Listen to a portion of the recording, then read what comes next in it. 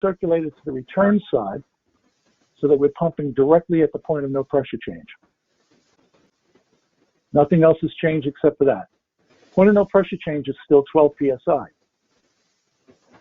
But now we're in a situation where the pump's ability to produce pressure, is coming out on the other side. So suddenly at the suction side, we're at minus 1 pound of pressure, which is equal to 2 inches of vacuum. And if we put an automatic air vent up here, every time the circulator starts, air is going to go right into that automatic air vent and enter the flow in the system. And you're going to have a never-ending air problem.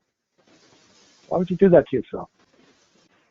Well, consider this. Here's a small package boiler, residential boiler, and the feed valve is on the suction side of the circulator. A lot of people put them in that way.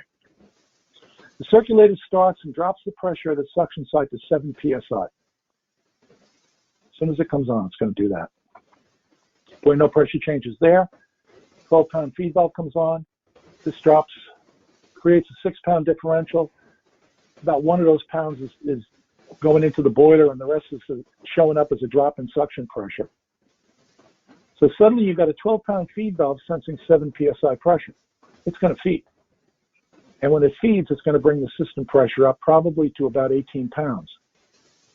And the funny thing is, this will only happen once. It'll only happen once.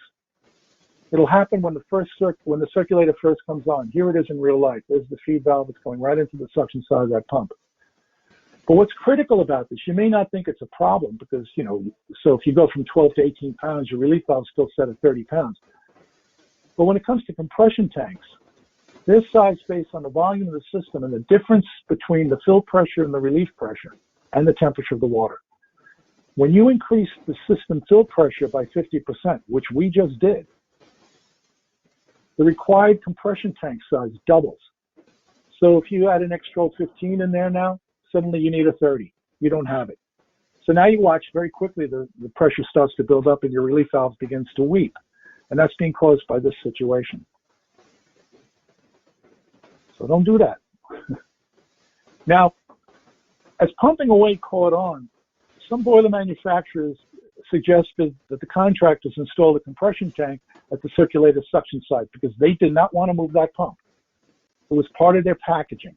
They were making money on the pumps. Everything was fine. The world was good. They said, okay, if you want to pump away, put the tank there. There was nothing for them to gain as boiler manufacturers by moving that circulator. It would just cost them money.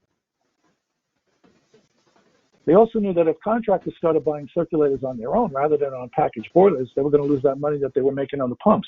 They had absolutely nothing to gain by promoting this idea of pumping away back then. That's why things were very slow to change. Unless something is in your self-interest, you're probably not going to do it. So there's the point of no pressure change. 12 pounds. When this comes on, you're going to see that 6-pound pressure differential show up at the discharge of the boiler, and that's okay because the boiler's set to run up to 30 pounds, so you're not going to have a problem with that.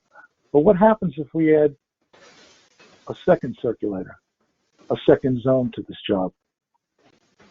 Now suddenly we're set up in a situation where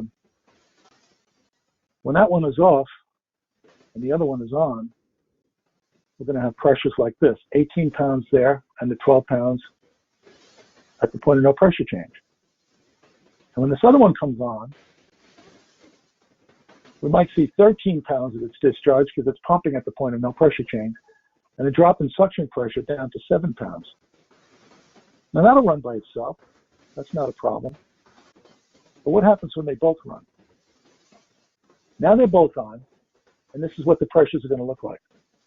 This is going to go up to 13 pounds, and when this one is on, the pressure is going to be 18 pounds. From 13 going to 18?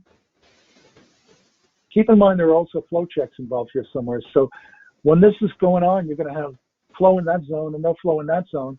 And in real life, you'll go out there, and when both pumps are running on the coldest day of the year, you're going to think this is an air problem, and you're going to start purging radiators and purging lines. But it's not. It's a pressure problem. That's what's causing this to happen. These are the fittings that led